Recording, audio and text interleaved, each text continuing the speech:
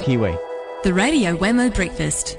Wine Vault Radio with Jason Bryant from winevaulttv.com. Jason Bryant from the Wine Vault Radio slot. I hear feature here on Kiwi. Slot, jeez. Slot. What was it again? Yeah, Who are you? What's this? It's because you're in the future, that's why. I'm in the city of the future. You've already had the show. You've already done It's been and gone. I think I dreamed it actually last night. Oh, jeez. Don't you hate those ones? What, where you've already dreamed the day ahead, and then you wake up and go, oh. I've got to actually now live it. I've just done it. Now I've got to relive it. The reason why I was saying, because I'm living in the future, is there's a story breaking this morning about Google. When they've done the Street View, with their Street View cars with the cameras on top, they've also recorded every wireless network they go past. If you've got a wireless network at home, they've recorded the name of that wireless network and perhaps the technical address or the MAC address. Now, we were talking about this last week with New Scientist correspondent Janine Young, but it's just breaking for some reason this morning. It's no big deal, I think, to me. It's like, well, who cares if Google went past? And I mean, anyone else could go past and record, oh, yeah, so that's where, that's the name of his network. Who cares? I guess it depends on whether that's a mobile network, whether you take that around with you at all times. Kind of like, those little... Oh, yeah, little like a... mini network. I think, but there's some like a Vodafone thing, but yeah, not, yeah. Yeah. Mm. Then it becomes that they can actually follow you.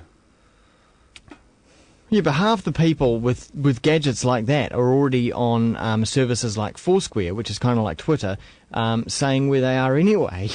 Yeah, exactly.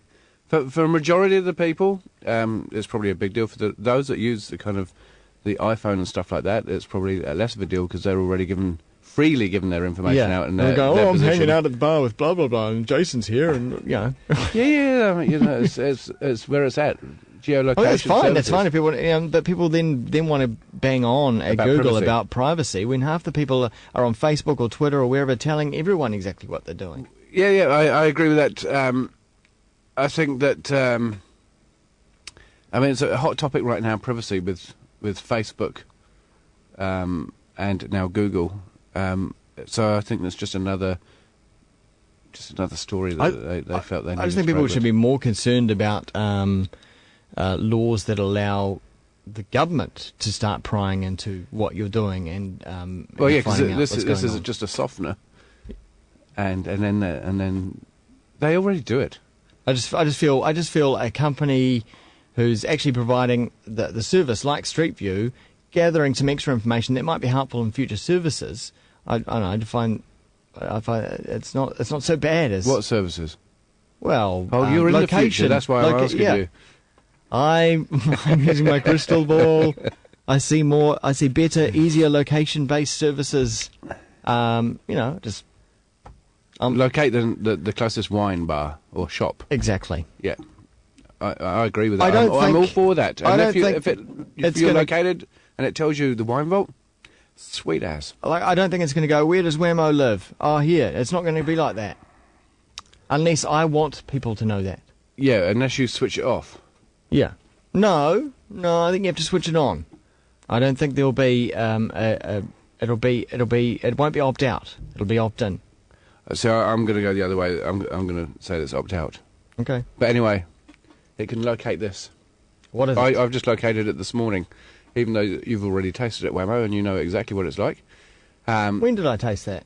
Well, you're in the future. Oh, that's right. You've already lived the show. It's a great wine. Kairanga Pinot Noir 2008 Estate, and now I picked this up for $13 in the supermarket. Yeah. So it's widely available. Kairanga, when I first arrived over here, were one of the top, I guess, 4 or 5 estates in Martinborough. Then they had a little kind of issue with sending a whole load of wine across to Germany and the EU, and it had double the amount of copper that in the wine that the EU allow. And where does the copper come from? Oh, it's an addition. I mean, there's so many nowadays. There are so many additions in kind of New World wine. It's not just grape juice. I mean, you have copper, you have acid, and you have ascorbic acid. You have sulfur dioxide. Anything with dioxide on the end, it sounds dangerous, doesn't it? Sodium metabisulfate and stuff like this. Fates and oxides. Yeah. What's with the copper though? What does that do? If you've got really bad quality fruit and you start getting a slightly eggy, and you can do it with your own 10-cent piece. If your wine smells eggy and slightly reductive, drop a 10-cent piece in. Yeah. And it takes it all away. And that's just absorbs it. That's pretty much what copper does. Huh. There's obviously a chemical reaction in there that turns the nasty. Of course, you've just poisoned your wine with that dirty old 10-cent piece. Yeah, well, give it a clean. Give it a clean, yeah. So they ended up doing that, and now they're in. I don't know what position they're in now, but if you're discounting your wine to kind of $13 in the supermarket, you're in a pretty difficult position financially, I would say. Huh. But they used to make fantastic wine. Ooh, you're talking in the past tense. Yeah, because I haven't tasted I this. always talk in the past tense, but... Yeah, you do. Because everything's already I haven't happened. tasted this. So, for me, it'd be very, very interesting. Obviously not for you. What is it, though? It's Pinot Noir. Pinot Noir. Yeah. And so... what year? 2008. Oh, I can actually already smell it. Hasn't come to me yet.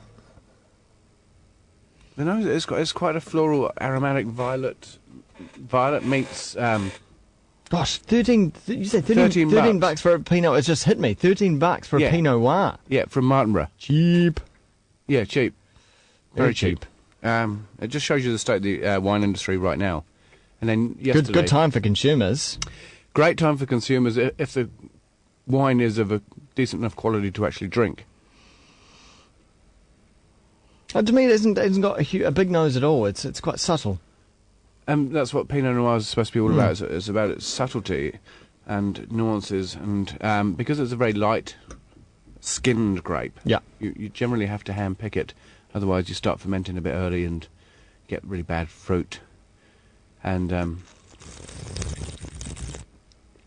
hear that? I like the smell on the nose. I think it's got a great nose. It's not. It's subtle on the nose, but it's not subtle in the mouth. It's certainly got some grippiness, bit of tannin going on there, and quite a bit of acid as well. It is quite grippy. Yeah.